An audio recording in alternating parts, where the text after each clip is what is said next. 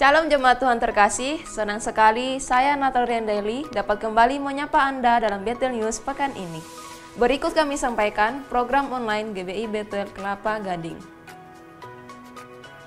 Program Pelita Hidup diadakan setiap hari Senin sampai Sabtu pukul 5 pagi melalui YouTube GBI Bethel Kelapa Gading. Kekristenan bukan hanya religi, namun relasi yang dibangun dalam doa.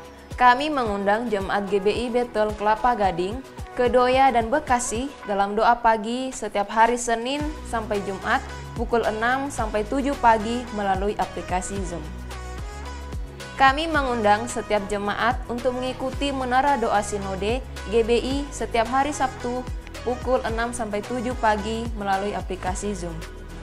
Menara Doa Onsite pukul 9 pagi di gereja lantai 1. Untuk itu kami mengundang kepada seluruh pengurus dan jemaat dapat hadir bersama-sama. Berikutnya kami sampaikan jadwal ibadah kategorial GBI Bethel Kelapa Gading.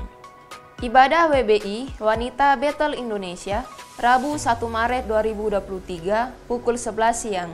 Ibadah akan dilayani oleh PDP Neti Marlina dengan tema Hanya Dekat Allah. Ibadah dilakukan secara online melalui aplikasi Zoom. Ibadah BSM Bethel Senior Ministry setiap hari Kamis kedua dan keempat tiap bulannya melalui aplikasi Zoom. Untuk Bethel Youth dan Bethel Teens, mulai awal bulan Maret, ibadah akan diadakan setiap hari Sabtu pukul 5 sore di gereja lantai 1. Untuk Sabtu 4 Maret mendatang, Youth and Teens akan dilayani oleh Jonathan Septiadi dengan tema God the Restorer. Mari anak-anak muda, bergabunglah dalam ibadah ini dan kita akan memuji Tuhan bersama-sama. Ibadah Raya GBI Bethel Kelapa Gading, Minggu 5 Maret 2023, ibadah pukul 8 akan dilayani oleh PDP David Kristianto dan pukul 10 pagi akan dilayani oleh hambanya Pendeta Suwito Hartanto dengan tema Fokus Masalah versus Fokus Kristus.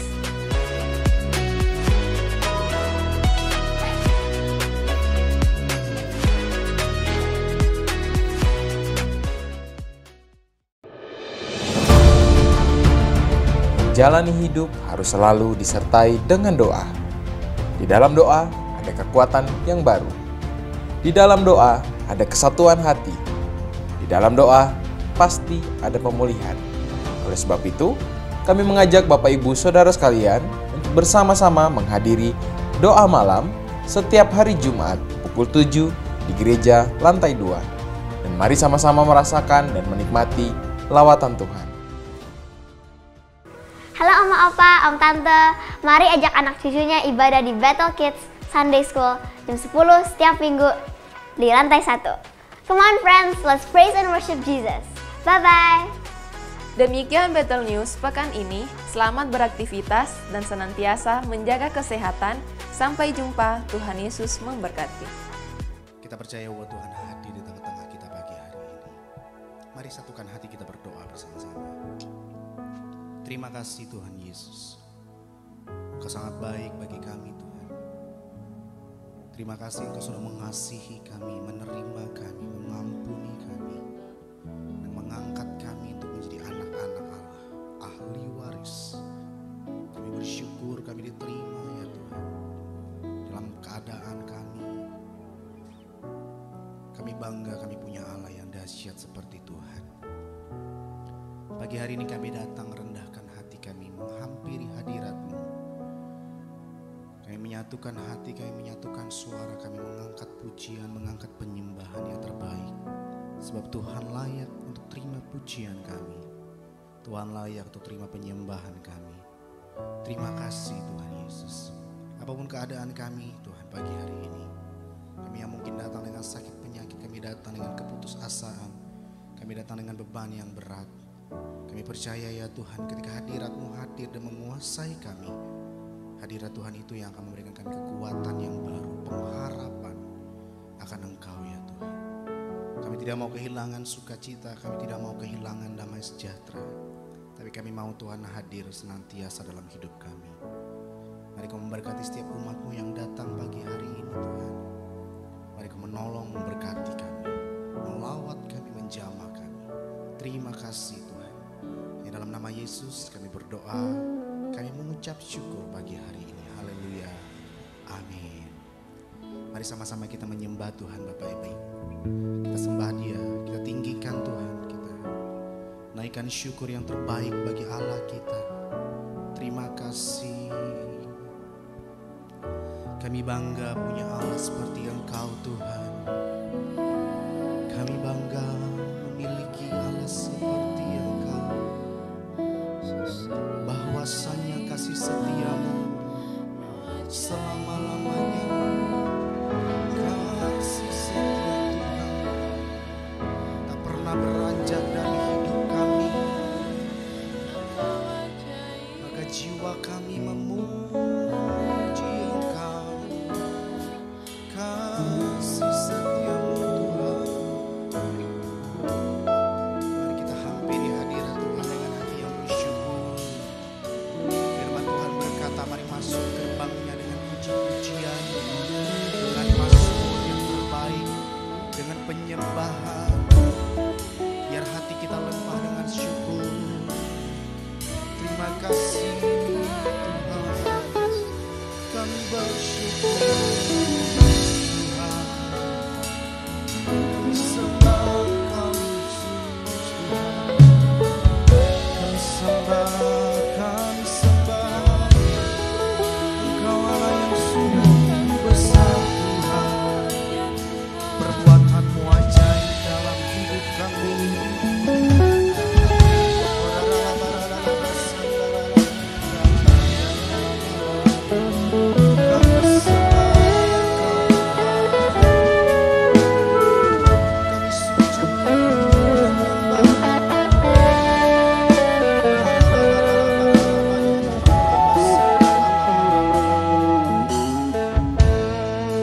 Engkau yang kami tinggikan pagi hari ini. Terima kasih Tuhan. Yesus, ku cinta Kau, ku tinggikan, ku agungkan. Aku kan memuji-Mu, baik di dalam suka dan duka. Sekali lagi katakan saudara. Yesus, ku cinta Kau, ku tinggikan, ku agungkan. Aku kan memuji-Mu, baik di dalam suka dan duka. Sebab Kau layak terima pujian. Sebab Kau layak terima pujian. Sebab Kau layak ku agungkan. Yesus, Raja di atas segala raja. Mari dengan iman di hadapan Tuhan, sama-sama kita katakan saudara. Yesus, ku cinta Kau, ku tinggikan, ku agungkan. Aku kan memuji-Mu, baik di dalam suka dan duka. Sekali lagi katakan saudara. Yesus, ku cinta Kau, ku tinggikan, ku agungkan. Aku kan memuji-Mu, baik di dalam suka dan duka. Sebab Kau layak, sebab Kau layak terima pujian.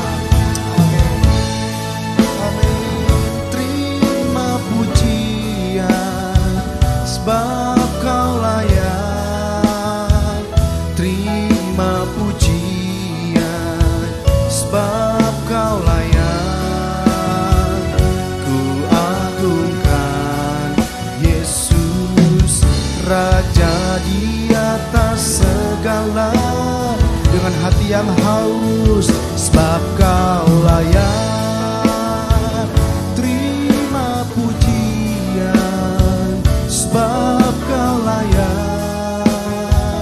Terima pujian sebab Kau layak. Ku agungkan Yesus, Raja di atas segala. Mari panggil nama Yesus, Raja di atas segala. Engkau Raja, Raja di atas segala. Raja, kami sembah Engkau Yesus Tuhan. Raja di atas segala raja, Allah yang memerintah atas hidup kami Tuhan. Kami sembah Engkau, bahwasanya kasih setianya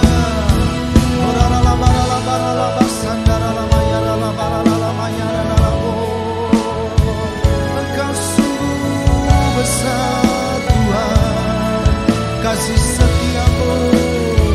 Engkau Allah yang sungguh dahsyat. Mari bersama-sama angkat suaramu Bapak Ibu Saudaraku, sembah Dia, sembah Tuhan kita. Engkau layak, Engkau layak Tuhan. Mulut kami penuh dengan pujian, hati kami limpah dengan syukur.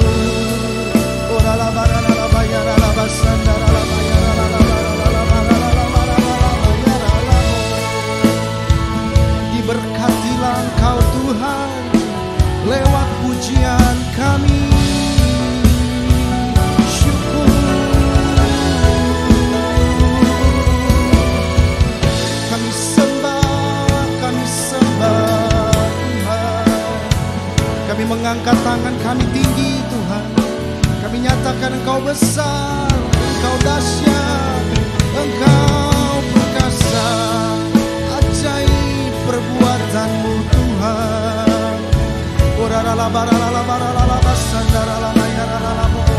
Mari sembah Dia lebih lagi. Sembah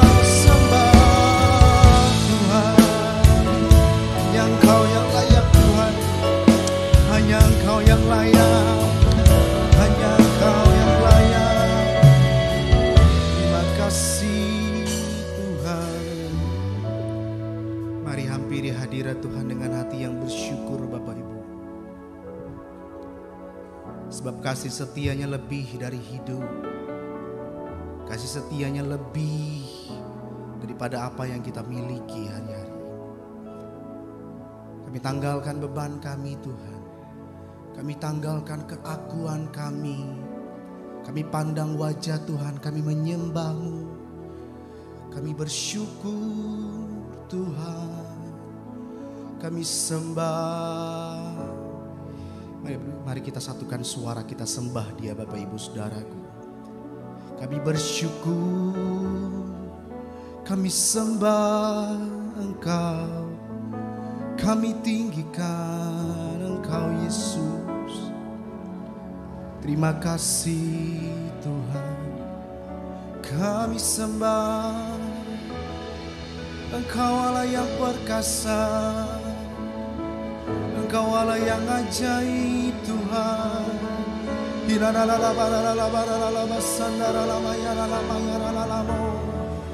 Mari satukan suara sembah Dia, sembah Tuhan. Kami menyembah-Mu, kami meninggikan Engkau. Terima kasih Tuhan, sebab Kau layak. Terima pujian. Katakan saudara. Yes. Terima pujian, sebab Kau layak.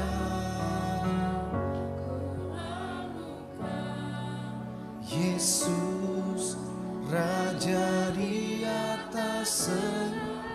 Mari bersama-sama kita angkat kedua tangan kita. Sebab Kau layak terima pujian. Come on. Amin. Terima pujian. Sebab Kau layak.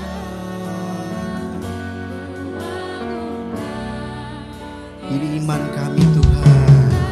Mari bersama-sama kita bangkit berdiri Bapak Ibu Saudaraku, dengan tangan yang terangkat di hadapan Tuhan. Sebab Kau layak terima pujian. Sebab Kau layak terima pujian. Sebab Kau layak ku agungkan Yesus, Raja di atas segala.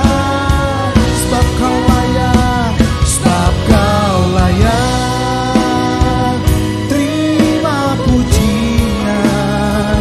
Sebab Kau layak terima pujian. Sebab Kau layak ku agungkan. Panggil namanya Yesus. Amin. Engkau Raja, Raja di atas segala. Engkau Raja, Raja di atas segala. Raja, sorak-sorai tepuk tangan yang meriah buat Allah kita yang dahsyat. Haleluya. Terima kasih Tuhan. Hati kami limpah dengan syukur sebab Engkau dahsyat dalam hidup kami.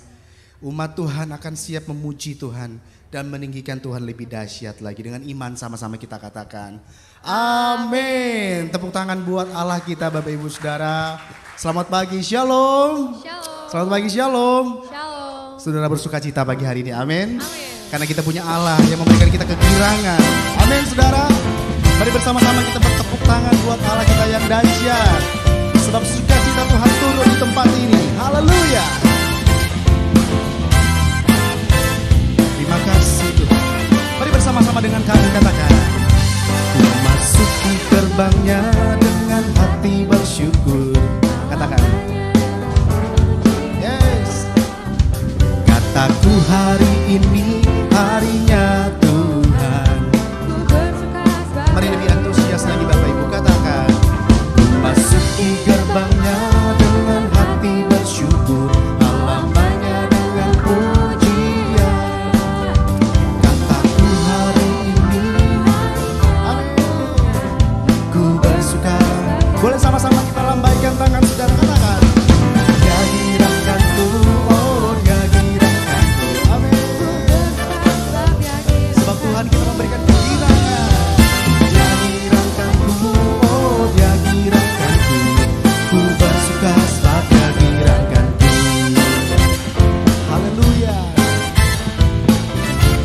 Mari dengan sukacita katakan dari awal, ku masuki gerbangnya dengan hati bersyukur, halamannya dengan pujian. Kataku hari ini harinya Tuhan, ku bersuka. Jemaat Tuhan sekali lagi katakan, ku masuki gerbangnya dengan hati bersyukur, halamannya dengan pujian. Kataku hari ini, amin, ku bersuka. Sama-sama lambaikan tangan saudara, katakan, dia giranganku, oh dia giranganku, ku bersuka sebab dia giranganku, oh dia giranganku, oh dia giranganku, ku bersuka sebab dia giranganku. Terima kasih Tuhan Yesus. Sebab Engkau yang memberikan kegirangan yang baru buat setiap kami.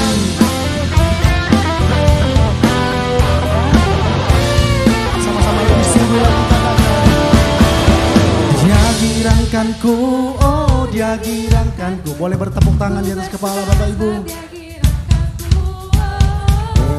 Dia girangkanku, oh dia girangkanku. Yes, sebab dia memberikan kegirangan. Dia girangkanku, oh dia girangkanku. Ku bersuka sebab dia girangkanku, oh dia girangkanku, oh dia girangkanku. Ku bersuka sebab dia girangkanku.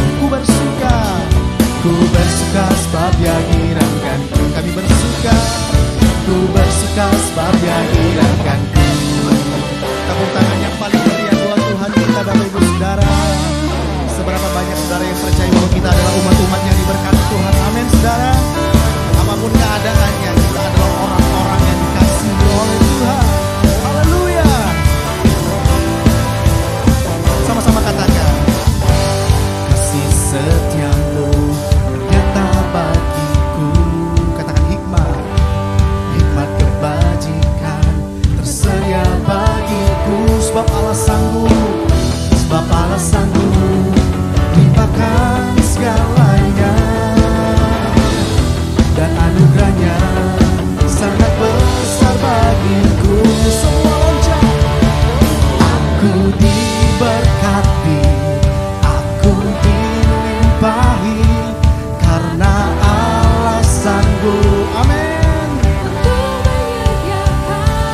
Aku diberkati, aku dilimpahi, atas sempurna anugerah Tuhan bagiku.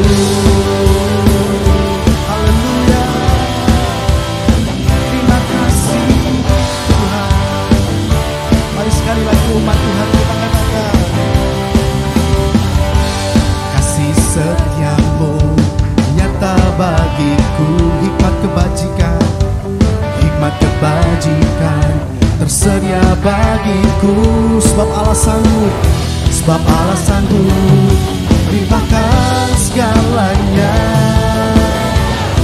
dan anugerahnya sangat besar bagiku. Aku diberkati, aku dilimpahi, karena Allah sanggup. Aku diberkati, aku dilimpahi, atas sempurna anugerah Tuhan bagiku. Terima kasih Tuhan. Boleh sekali lagi Bapak Ibu kita angkat tangan kanan, katakan saudara. Sebab Allah sanggup limpahkan segalanya, dan anugerahnya sangat besar bagiku. Sebab Allah sanggup, sebab Allah sanggup limpahkan segalanya,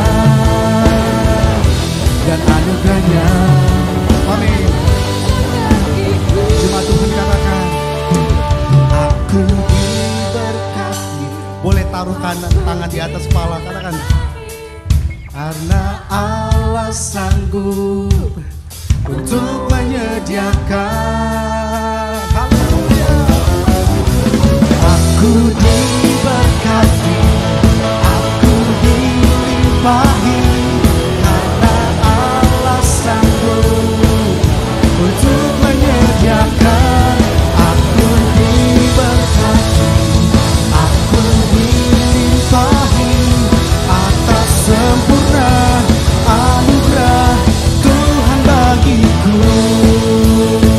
Kita berikan sorak-sorai tepuk tangan yang meriah buat Tuhan kita. Sorakan haleluya. Tuhan kita dahsyat Bapak Ibu, amin. Haleluya. Silakan duduk semuanya. Puji nama Tuhan. Mari kita arahkan hati kita lebih lagi siang hari ini. Mari kita datang pada Tuhan, merendahkan hati, bersyukur atas segala anugerah kebaikan Tuhan. Jika saudara datang dengan pergumulan, saudara datang dengan beban pagi hari ini, percaya bahwa Tuhan tahu, Tuhan mengerti. Tuhan mendengar setiap seru doa kita. Terima kasih. Kami bersyukur Tuhan.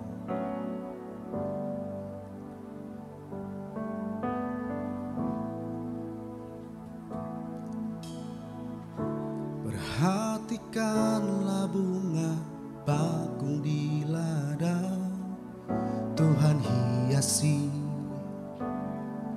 tanpa bekerja. Apalagi kita orang percaya, Tuhan pelihara, katakan, Tuhan cukupkan. Perhatikan burung-burung di udara, Tuhan beri makan tanpa bekerja. Apalagi kita kesayangannya, Tuhan pelihara, Tuhan sediakan.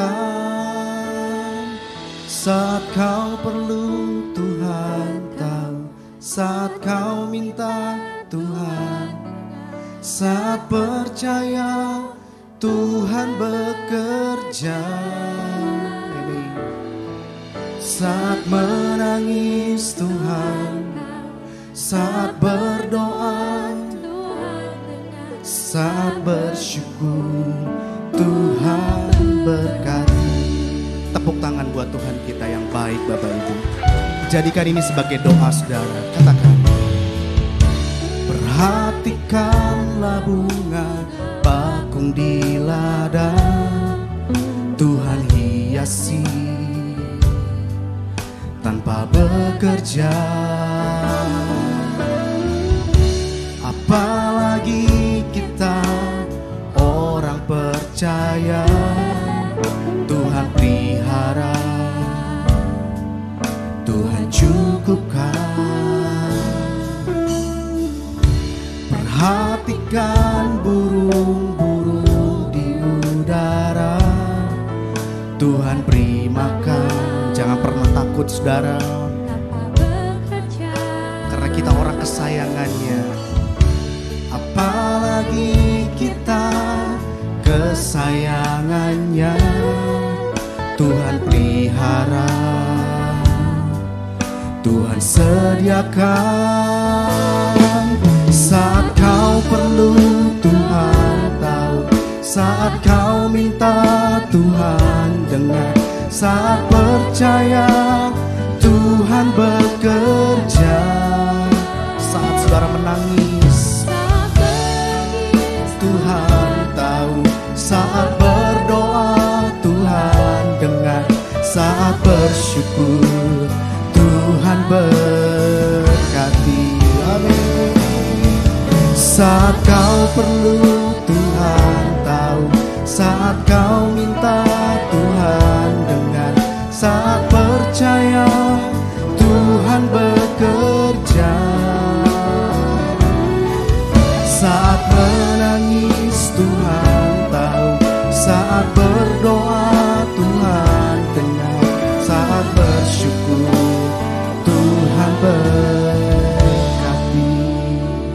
Bapak Ibu Saudaraku yang dikasihi Tuhan, apa yang menjadi beban saudara hari-hari ini, jangan pernah takut, jangan pernah khawatir, jangan pernah ragukan akan kebaikan Tuhan, jangan pernah ragukan akan kasih setianya. Kalau kita boleh ada sampai saat ini, itu semua karena kasih setia Tuhan. Seberapa banyak saudara yang merasakan kebaikan Tuhan? Angkat tanganmu sekali lagi, sama-sama katakan. Saat kau perlu Tuhan tahu. Yes. Saat percaya Tuhan bekerja. Saat menangis Tuhan, saat berdoa, saat bersyukur, dari hatimu yang paling dalam katakan, saat kau perlu Tuhan, saat kau minta Tuhan, saat percaya Tuhan bekerja. Amen. Saat menangis, saat berdoa. Amin. Mari bangkit berdiri Bapak Ibu Saudaraku. Yes. Ini iman kami Tuhan.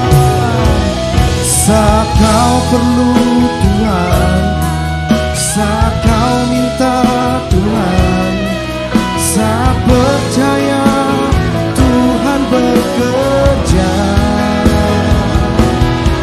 Saat menangis Tuhan tahu, saat berdoa Tuhan dengar, saat bersyukur Tuhan saat kau perlu, saat kau perlu Tuhan tahu, saat kau minta Tuhan dengar, saat percaya Tuhan bekerja. Saat menangis Tuhan tahu, saat berdoa Tuhan dengar, saat bersyukur Tuhan berkati. Saat kau perlu Tuhan tahu, saat kau minta Tuhan dengar. Ini pernyataan iman kami pagi hari ini kepada Tuhan. Tuhan bekerja. Yes, amin. Haleluya. Saat menangis Tuhan, Ya Yesus. saat berdoa Tuhan dengar, saat bersyukur Tuhan berkati. Saat kami bersyukur Engkau yang memberkati kami. saat bersyukur Tuhan, lebih sungguh katakan dengan iman, saat bersyukur, saat bersyukur Tuhan berkati. Yang percaya berikan tepuk tangan yang dahsyat. Boleh lebih dahsyat lagi, berikan tepuk tangan, katakan haleluya. Shalom jemaat yang dikasih Tuhan, senang sekali saya Pendeta Ruben Adi Abraham bisa melayani Anda pada hari ini. Dan firman Tuhan yang hari ini kita akan bahas berjudul Manusia Baru dengan Paradigma Baru. Mari kita baca Efesus 4 ayat 21 sampai 24 yang berbunyi demikian. Karena kamu telah mendengar tentang Dia dan menerima pengajaran di dalam Dia menurut kebenaran yang nyata dalam Yesus, yaitu bahwa kamu berhubung dengan kehidupan kamu yang dahulu harus menanggalkan manusia lama yang menemui kebinasaannya oleh nafsunya yang menyesatkan, supaya kamu dibaharui di dalam roh dan pikiranmu dan mengenakan manusia baru yang telah diciptakan menurut kehendak Allah di dalam kebenaran dan kekudusan yang sesungguhnya. Saudara sekalian, pada waktu kita percaya kepada Yesus sebagai juru selamat, maka roh kita yang mati sehingga kita memberontak kepada Allah, menjadi musuh atau seteru Allah, tidak suka perkara-perkara rohani dan akan binasa selamanya di dalam api neraka, tiba-tiba dihidupkan oleh kuasa Tuhan. Dan dengan roh yang hidup itu kita bisa bersekutu dengan Allah. Kita mulai menyukai perkara rohani. Kita ingin mengenal Tuhan lebih dalam, intim dengan Dia. Dan kita akan bersama dengan Dia selamanya di dalam sorga. Contoh di dalam Alkitab tentang orang yang rohnya mati yang dihidupkan Tuhan adalah Saulus. Saulus adalah seorang penganiaya jemaat. Dia menyiksa, mau membunuh orang-orang Kristen. Karena rohnya mati, dia pikir dia melakukan sesuatu yang baik. Pada itu sesuatu yang jahat di mata Tuhan. Tapi kemudian Tuhan menampakkan diri dalam cahaya yang menyilaukan mata. Saulus bertobat dan akhirnya namanya menjadi Paulus. Seorang rasul Allah yang menanam banyak gereja. Menulis hampir setengah kitab perjanjian baru. Kenapa perubahan radikal ini terjadi? Karena kelahiran baru atau pembaharuan rohani yang dikerjakan Roh Kudus telah dia alami di dalam hidupnya. Dalam 2 Korintus 5 ayat 17 dikatakan, jadi siapa yang ada di dalam Kristus, ia adalah ciptaan yang baru. Yang lama sudah berlalu, sesungguhnya yang baru sudah datang. Inilah pengalaman spiritual yang kita harus alami, sehingga kita tidak hanya menjadi orang yang sekedar beragama Kristen, tapi mengenal Kristus secara pribadi, dirubah oleh kuasa Tuhan. Karakternya menjadi karakter yang makin mirip seperti Kristus. Tetapi Alkitab tadi juga berkata, kiranya engkau mengalami pembaharuan dalam pola pikir. Karena Efesus 4 ayat 23 mencatat, dibaharui di dalam roh dan pikiranmu. Nah, ketika roh kita dibaharui, kita lahir baru. Tetapi pikiran kita ini harus mengalami proses yang cukup panjang sehingga kita bisa menyelaraskan pikiran kita yang seringkali sangat duniawi dengan pikiran Tuhan. Ada banyak orang sudah mengaku diri Kristen tetapi tidak memiliki biblical worldview, pola pikir yang alkitabiah, pandangannya sangat duniawi sekali. Nah, karenanya kita harus diproses sehingga pikiran kita tidak sama lagi. Ada paradigma baru yang kita miliki. Saya ambil contoh di dalam Matius pasal 16. Ketika Yesus berbicara bahwa dia harus mati disalib untuk menanggung dosa manusia. Petrus menarik Yesus dan berkata, itu sekali-kali tidak akan terjadi. Sehingga di ayat 23 dikatakan, maka Yesus berpaling dan berkata kepada Petrus, enyahlah iblis, engkau suatu batu sandungan bagiku, sebab engkau bukan memikirkan apa yang dipikirkan Allah, melainkan apa yang dipikirkan manusia. Menurut Petrus, kalau Yesus tidak mati itu bagus. Tapi menurut pikiran Tuhan, kalau Yesus tidak mati, semua manusia akan mati binasa dan tidak ada menanggung dosa mereka. Sehingga tentu pikiran kita berbeda dengan pikiran Tuhan. Dan kita harus mengalami pembaharuan akal budi sehingga yang kita pikirkan adalah pikiran Kristus. Dalam Roma 12 ayat 2 dikatakan, janganlah kamu menjadi serupa dengan dunia ini, tetapi berubahlah oleh pembaruan budimu, sehingga kamu dapat membedakan manakah kehendak Allah, apa yang baik, yang berkenan kepada Allah, dan yang sempurna. Kata berubah berasal dari kata metamorfo. Dari kata itu kita mengenal metamorfosa. Berubahnya seekor ulat jadi kepompong, akhirnya menjadi kupu-kupu. Orang nggak suka ulat, menjijikkan. Tetapi kalau dia diproses jadi kepompong, lama-lama jadi kupu-kupu yang terbang dengan sayap warna-warni yang lucu dan menggemaskan banyak orang. Saudara, kalau pola pikir kita ini dirubah, maka karakter kita juga akan berubah menjadi indah. Nah, untuk itulah kita harus setiap hari membaca firman, mengerti kehendak Tuhan, sehingga ada paradigma baru yang kita miliki. Itu memberikan kekuatan, pengharapan, dan pertumbuhan rohani yang luar biasa. Saya akan mengambil satu contoh Alkitab tentang orang yang mengalami paradigma yang baru. Yang pertama adalah Yusuf. Yusuf adalah orang yang memiliki paradigma baru sehingga dia bisa melihat di balik kesulitan ada rencana Tuhan yang sangat indah. Saudara tahu Yusuf adalah orang yang mengalami hal yang sangat pahit dalam hidupnya.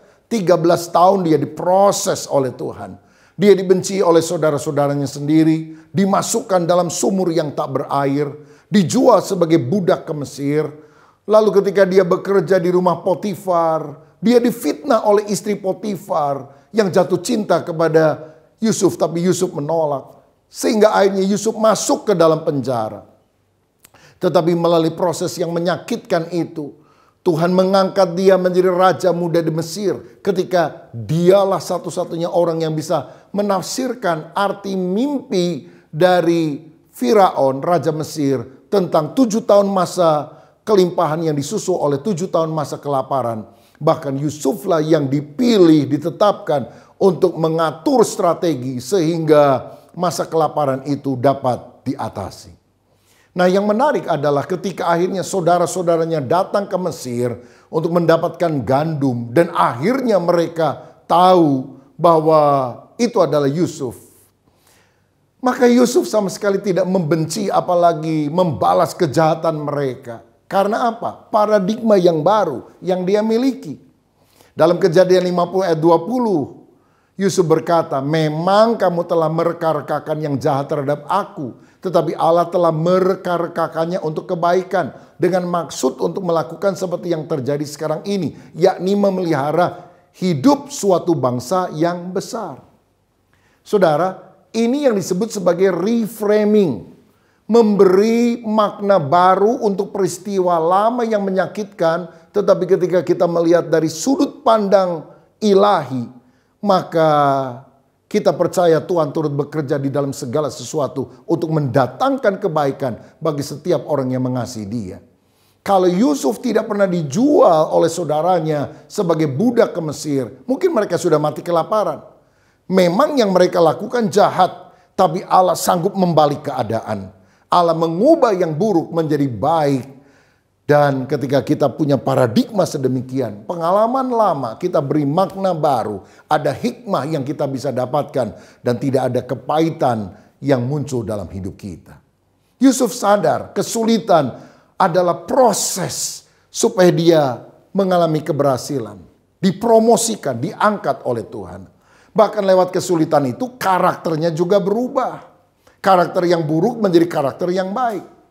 Dulu Yusuf adalah seorang anak manja, suka mengadukan perilaku saudaranya kepada ayahnya. Dia juga besar mulut. Dia bilang, kakak-kakakku semua akan sujud menyembah saya akan diangkat jadi orang besar. Tentu ini menyebalkan. Tetapi melalui proses yang menyakitkan, Yusuf jadi pribadi yang ulet. Dia menjadi pribadi yang bijaksana.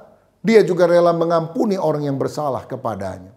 Saudara, betapa pentingnya kita punya paradigma baru sehingga kita bisa melihat satu situasi dari sudut pandang Tuhan yang membawa kelegaan hati dan sukacita serta pengampunan. Bukan melihat dari sudut pandang diri kita yang sempit yang menyebabkan dendam, kepahitan ada di dalam diri. Saya teringat satu kali ada seorang suami yang mengambil kertas dan mulai menulis pengalaman hidupnya. Dia beri judul Tahun Kesulitan. Tahun ini saya harus dioperasi batu empedu dan saya terbaring cukup lama di rumah sakit. Tahun ini usia saya 60 dan saya harus keluar dari pekerjaan yang saya sukai. Pada tahun ini papa saya juga meninggal dan saya sangat sedih. Di tahun yang sama juga anak saya mengalami kecelakaan mobil sehingga kami membutuhkan biaya yang sangat mahal untuk perbaikan mobil tersebut. Oh, ini adalah tahun kesulitan. Saudara, rupanya setelah menulis itu dia capek, dia tinggalkan kertasnya di meja kerjanya, dia tertidur.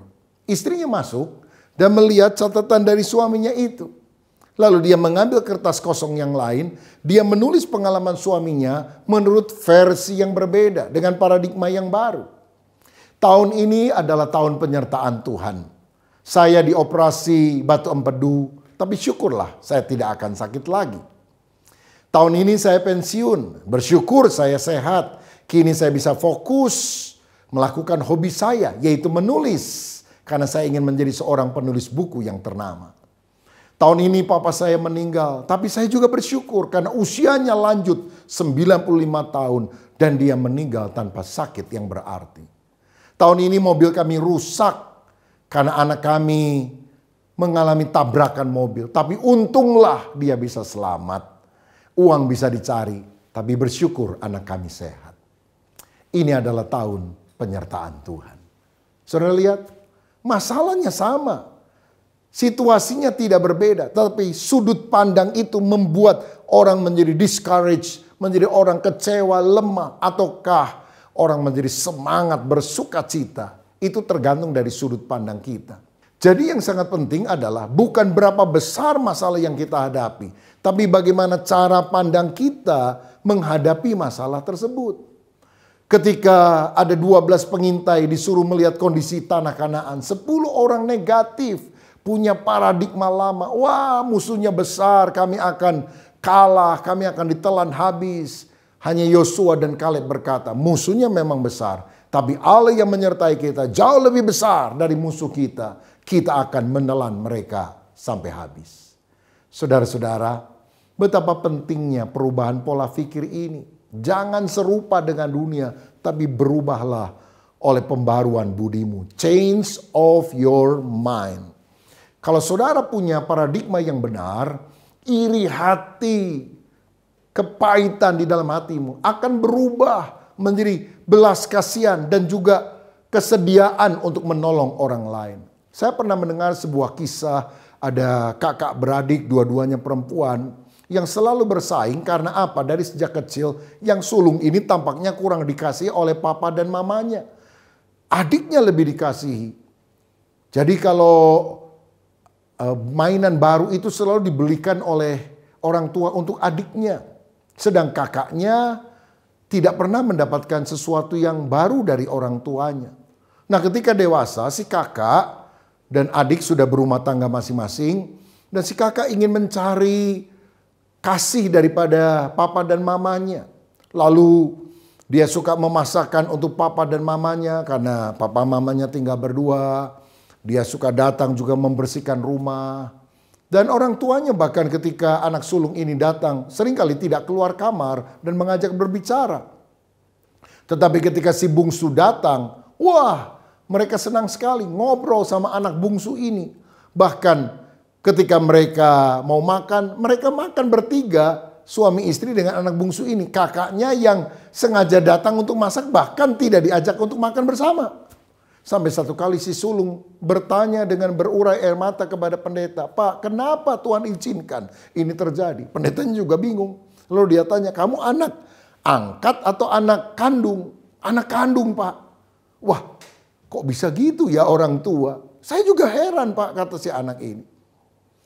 Tiba-tiba pendeta dapat hikmat dari Tuhan. "Oke, saya mau tanya, bagaimana kondisi keluargamu?" "Ya fine lah, saya punya seorang suami, punya 2 orang anak, ya kadang ada pertengkaran. Tapi sejauh ini kami bisa mengatasinya kok. Dan kami juga kan suka bergereja di tempat ini dan Bapak tahu kondisi kami." "Oh ya, kalau adik kamu gimana? Saya tidak pernah lihat adik kamu." "Adik saya memang tidak suka ke gereja dan dia sudah 2 kali menikah, bercerai. Dan sekarang dia juga sedang dalam pertikaian hebat dengan suaminya dan saya khawatir dia akan bercerai lagi." "Kira-kira kenapa ya hal itu terjadi?" kata si pendeta. "Mungkin karena dia terlalu dimanja oleh orang tua kami, dituruti apa saja yang dia mau, sehingga dia seperti ratu.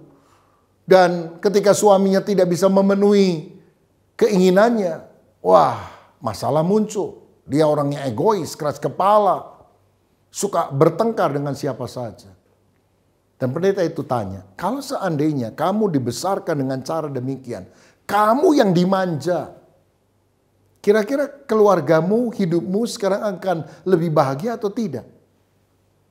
Tiba-tiba si kakak sulung ini berpikir, "Oh, saya nangkep Pak Pendeta. Saya ngerti. Walaupun saya kelihatannya tidak dikasih oleh orang tua, saya mengerti mengapa hal semacam ini terjadi. Sebab kalau saya terlalu dimanja, mungkin saya nasibnya akan seperti adik saya." Sejak hari itu pikirannya berubah.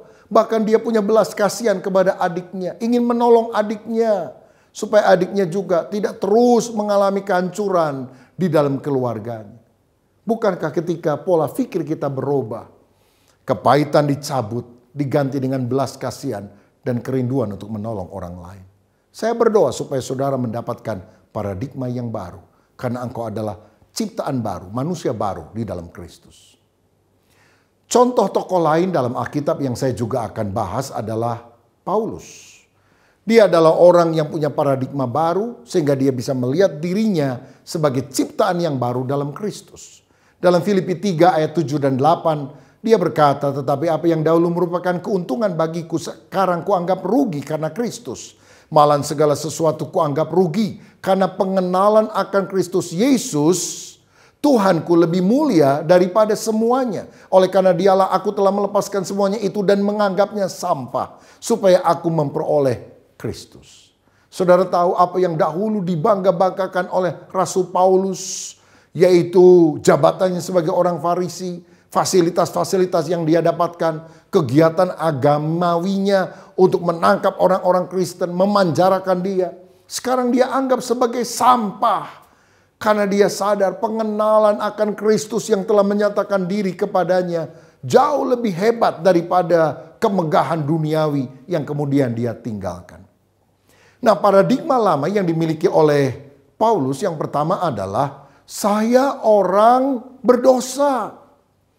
Tetapi paradigma baru yang kemudian dia dapatkan, saya orang benar, saya orang kudus.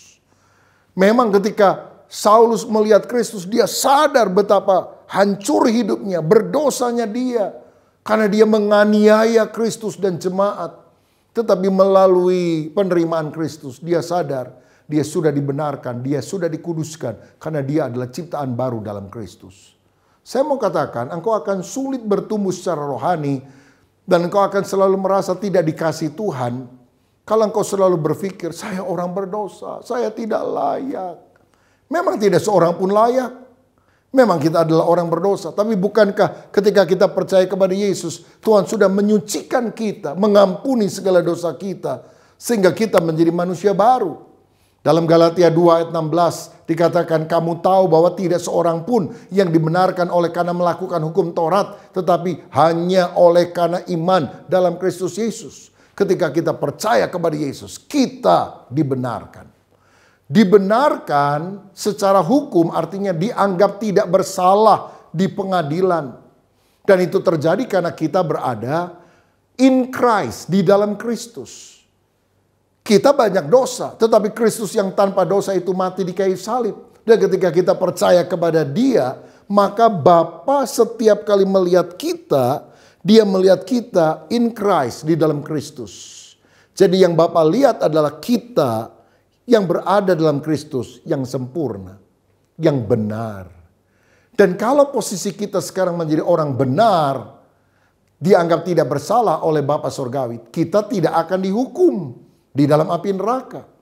Roma 8 ayat 1 berkata, demikianlah sekarang tidak ada penghukuman bagi mereka yang ada di dalam Kristus Yesus, in Christ. Saudara, bahkan kita yang percaya kepada Yesus dijadikan sebagai anak Allah. Sehingga kita bisa memanggil Dia sebagai Bapa. Kita jadi orang yang intim dengan Bapa Surgawi. Jadi kita harus memandang diri kita bukan lagi orang berdosa, tapi orang benar. Atau mungkin lebih tepat begini, saya bukan lagi orang berdosa yang kadang-kadang berbuat benar, tapi saya orang benar, statusnya sudah benar. Walaupun kadang-kadang masih melakukan dosa. Karena itu kita harus berjuang supaya kita benar-benar bukan hanya memiliki status orang benar, perilakunya juga benar. Nah, karenanya kita harus sadar bahwa saya bukan apa yang orang lain katakan atau pikirkan tentang saya.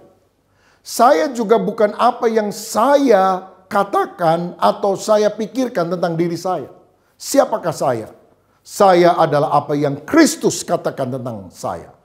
What does God say about me? Apa yang Allah katakan tentang saya? Kristus berkata, kamu diampuni, kamu ditebus, kamu dibebaskan, kamu dikuduskan. Dan saya percaya. Bukan percaya kepada diri saya, bukan percaya kepada perkataan orang lain. Saya percaya kepada perkataan Kristus yang telah menebus saya. Dan inilah paradigma baru yang kita harus miliki. Dalam 1 Korintus 1 ayat 2 dikatakan kepada jemaat Allah di Korintus, yaitu mereka yang dikuduskan dalam Kristus Yesus dan yang dipanggil menjadi orang-orang kudus. Saudara, jemaat Korintus disebut sebagai telah dikuduskan dalam Kristus, tapi dipanggil menjadi orang kudus. Kekudusan yang pertama itu statusnya.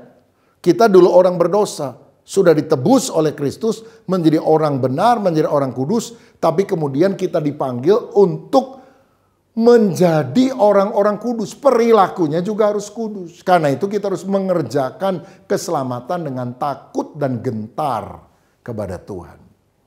Kalau ada godaan dosa, kita bisa nyanyi gini. Ku telah mati dan tinggalkan cara hidupku yang lama. Saya ingat ada seorang yang namanya Agustinus, ketika masa muda dia banyak bergaul dengan wanita tunasusila, moralitasnya hancur-hancuran walaupun intelektualnya luar biasa. Tapi satu kali dia bertobat percaya kepada Yesus. Dia tinggalkan kehidupan lama. Satu saat dia berjalan di kotanya dan ketemu dengan pelacur langganannya dulu. Lalu dipanggil, Gus, kemana aja? Agus pura-pura nggak dengar, saudara. Pura-pura lupa sama saya.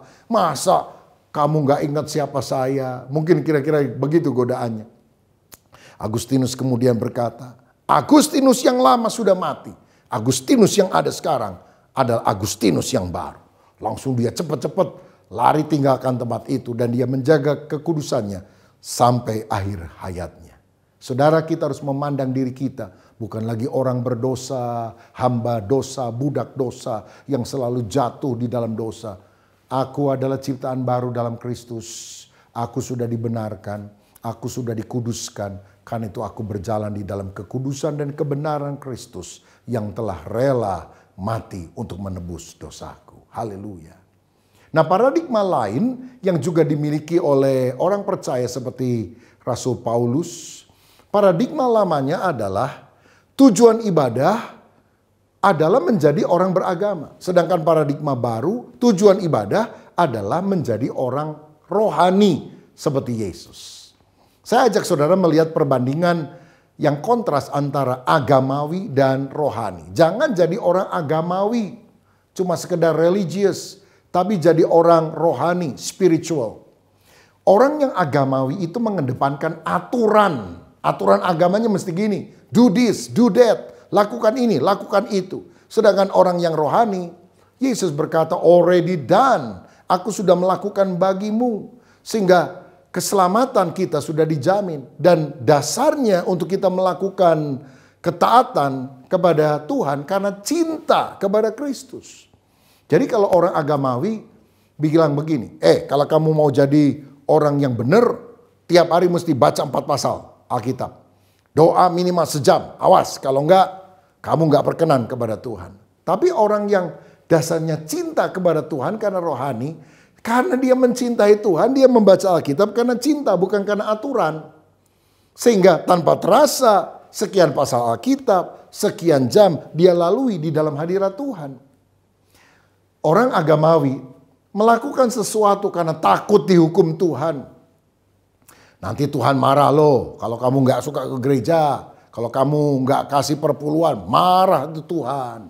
Jadi kita melakukan dasarnya karena takut.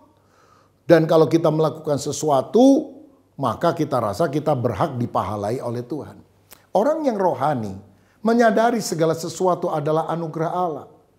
Jadi kalau kita melakukan kebaikan, maka itu bukanlah syarat untuk kita bisa diselamatkan. Tapi bukti atau respon kasih kita kepada Kristus yang telah menyelamatkan. Seperti pemazmur berkata, bagaimana akan kubalas kepada Tuhan segala kebajikannya kepadaku? Aku akan mengangkat piala keselamatan. Aku akan menyerukan nama Tuhan. Orang yang sadar akan kebaikan Tuhan, menjaga diri dalam kekudusan, lalu dia akan bersaksi. Bukan karena dengan berat hati diperintah-perintah oleh Tuhan dan firman-Nya. Tetapi karena ada kecintaan, ketulusan, dan dia sadar semua adalah anugerahnya. Yang ketiga, orang yang agamawi itu sombong rohaninya. Yang merasa diri lebih hebat dari orang lain. Sedangkan orang yang benar-benar spiritual, rohani itu rendah hatinya. Sadar semua adalah kebaikan Tuhan. Ingatkah saudara ada orang Farisi masuk ke bait Allah dan kemudian berdoa. Aku orang baik, bukan pencuri, bukan pezina. Aku suka puasa, aku membayar persepuluhan. Dan aku tidak sama seperti pemungut cukai itu. Dia doa sambil nuding orang lain, sombong banget. Tapi orang Farisi pukul dadanya, dia bilang, ampunilah saya Tuhan, saya orang berdosa. Tuhan bilang, orang Farisi yang sombong pulang tidak dibenarkan. Tapi pemungut cukai yang mengaku dosa itu dibenarkan. Karena apa? Rendah hati, memohon anugerah daripada Tuhan. Religion make us proud of what we have done. The gospel makes us proud of what Jesus has done. Agama membuat kita bangga akan apa yang sudah kita lakukan. Amal, perbuatan. Tetapi Injil membuat kita bangga terhadap apa yang Yesus sudah lakukan bagi kita. Dia menebus dosa kita sehingga kita dikuduskan. Siapa yang dibanggakan? Diri kita, saya baik, saya hebat seperti orang Farisi. Atau kita bilang, aku orang berdosa, hanya Yesus yang menebus dosaku. Dan ciri terakhir, orang agamawi itu sukanya menghakimi. Ya, suka mengkafir-kafirkan orang karena dia rasa dirinya paling benar. Bukan hanya orang yang berbeda agama, orang yang satu agama juga dikafir-kafirkan. Kalau pandangan orang itu berbeda dengan pandangannya. Seakan-akan dialah Tuhan yang paling suci, paling hebat.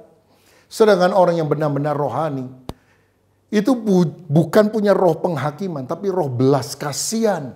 Dan ada kerinduan untuk menolong orang lain lepas dari dosanya. Seperti ketika wanita yang kedapatan berbuat zina itu tertangkap. Orang Farisi akan melempari dia dengan batu. Tapi Yesus justru menyelamatkan dia. Yesus berkata, siapa yang tidak pernah berdosa, lempari. Semuanya bubar karena semua pernah berdosa. Yesus bilang, aku pun tidak akan merajam kamu. Pergilah dan jangan berbuat dosa lagi. Apakah berarti Yesus kompromi? Kok orang berdosa ini tidak dihukum? Oh, Yesus tidak kompromi. Upah dosa adalah maut. Tapi Yesus berkata, mestinya kamu mati. Tapi biar aku yang pergi ke kayu salib itu. Dan aku mati untuk menebus dosamu. Tetapi kamu pergi, jangan berbuat dosa lagi. Dosa telah menyebabkan Yesus mati di salib. Karena itu mari kita hidup benar-benar di dalam ketulusan, kecintaan kepada Tuhan. Sehingga kita berjalan di dalam kebenaran. Orang yang rohani bisa membedakan antara dosa perbuatannya dengan orangnya. Yesus membenci perbuatan dosa. Tapi dia mengasihi orang berdosa. Dan Yesus ingin orang itu bertobat. Sehingga diampuni. Saudara sekalian. Kasih dan pengampunan kepada orang yang mau bertobat ini ditunjukkan bukan hanya kepada wanita yang berbuat zina. Tapi ketika penjahat disalib Yesus. Satunya bertobat dan berkata, ingatlah aku ya Tuhan. Yesus berkata, hari ini kau bersama dengan aku di Firdaus. Bukan penghakiman. Kamu rampok dari sejak dulu. Ngapain aku selamatkan? Ngotor-ngotorin surga. Oh tidak, saudara. Yesus berbelas kasihan dan mengampuni. Bahkan ketika Simon Petrus menyangkal dia 3 kali. Yesus tidak membuang dia. Padahal dia sudah tidak layak untuk menjadi rasul. Tapi dia bertanya, Simon, apakah engkau mengasihi aku? Sampai 3 kali Yesus tanya. Simon menangis dan berkata, aku mengasihi engkau Tuhan. Dan Yesus berkata, gembalakanlah domba-dombaku. Bukankah anugerah yang membuat kita hidup? Bukan hukum, kebencian, bukan penghakiman. Saudara-saudara, saya percaya kita semua harus punya paradigma yang baru. Saya bukan lagi orang berdosa, budak dosa. Saya orang benar, saya orang kudus karena Kristus telah melakukannya. Saya tidak mau menjadi orang agamawi, saya mau menjadi orang yang rohani. Dan saya juga ingin melihat kesulitan-kesulitan saya adalah cara Allah untuk memberikan masa depan yang penuh dengan pengharapan. Saudara, jalanilah tahun ini dengan paradigma yang baru. Karena saudara adalah manusia baru yang disayangi, dikasihi oleh Tuhan Yesus. Tuhan Yesus memberkati kita, mari kita berdoa. Bapa, terima kasih untuk kebenaran firman-Mu. Terima kasih Engkau telah melahirbarukan kami. Kami menjadi manusia baru. Yang lama sudah berlalu. Sifat yang buruk disingkirkan. Karakter Kristus ada dalam hidup kami. Dan biarlah pembaruan itu juga Tuhan lakukan di dalam pikiran kami. Akal budi kami. Sehingga kami punya paradigma yang baru. Kami melihat tantangan adalah proses untuk kami mengalami kasih Tuhan yang lebih besar. Dan masa depan yang lebih gilang gemilang. Kami juga melihat diri kami bukan sebagai manusia lama, tetapi sebagai manusia baru di dalam Kristus yang berjalan di dalam kekudusan, mengerjakan keselamatan dengan takut dan gentar. Berkati anak-anak-Mu yang telah menerima kebenaran firman-Mu, supaya kami makin hari makin bertumbuh di dalam anugerah, bertumbuh di dalam paradigma yang baru, bertumbuh sebagai manusia baru yang telah mengalahkan manusia lama. Berkat-Mu atas kami dalam nama Yesus. Haleluya. Amin. Tuhan Yesus memberkati. Kami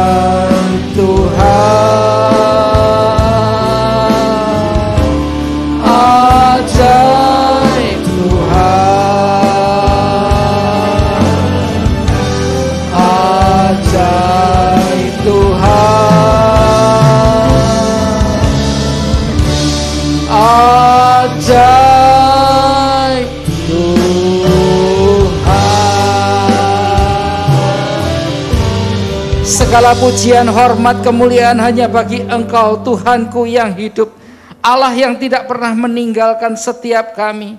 Terima kasih Tuhan, kebenaran firman-Mu yang sudah dibentangkan kepada setiap kami hari ini. Kami rindu menangkapnya Tuhan. Kami rindu menjadi gereja yang bertumbuh, gereja yang berkembang, gereja yang pesat penjangkauan jiwa-jiwa.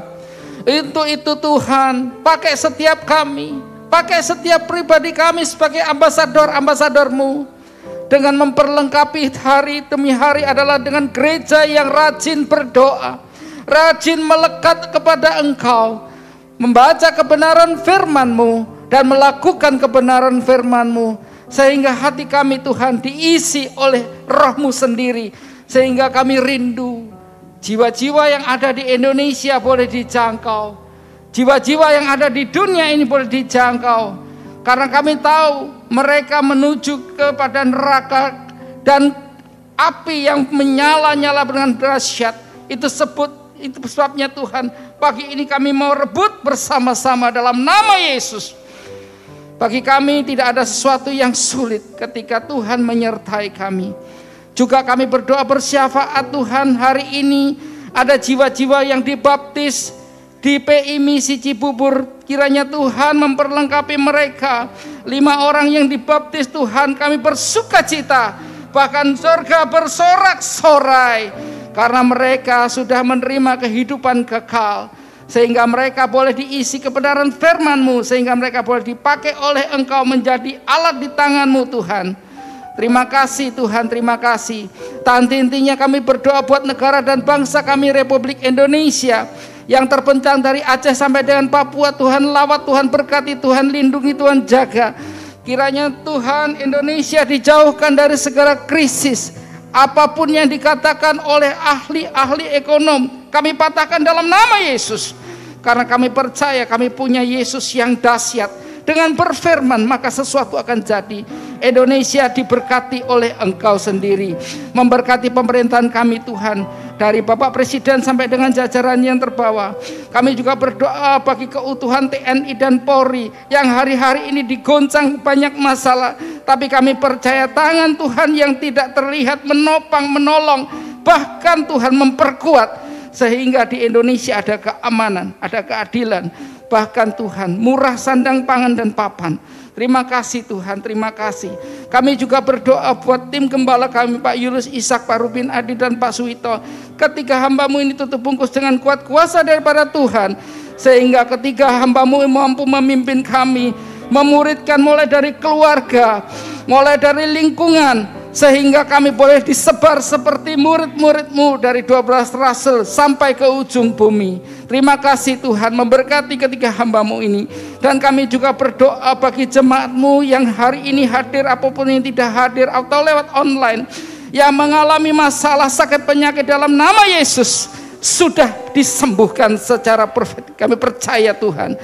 Bagi jemaat-Mu yang mengalami kesulitan ekonomi, kami percaya dalam nama Yesus ada Jehovah Jireh, Allah yang menyediakan segala yang kami perlukan, bahkan berlimpah-limpah untuk kami nikmati. Terima kasih Tuhan. Sebentar kami akan meninggalkan tempat ini. Kiranya berkat Tuhan menyertai setiap kami. Angkat tangan saudara, siapkan hati saudara. Terimalah berkat daripada Tuhan. Tuhan memberkati hidupmu, Tuhan memberkati kesehatanmu, Tuhan memberkati pernikahan kudusmu, karena kecintaan Allah Bapa dan persekutuan Roh Kudus menyertai hidup saudara mulai siang hari ini sampai dengan Maranatha. Mari yang percaya dan diberkati Tuhan, bersama-sama kita katakan amin.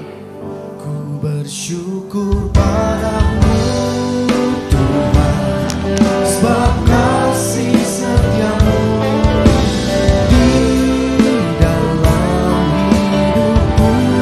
Anugerah-Mu besar bagiku, di setiap langkahku. Ku memuji-Mu, kami memuji-Mu.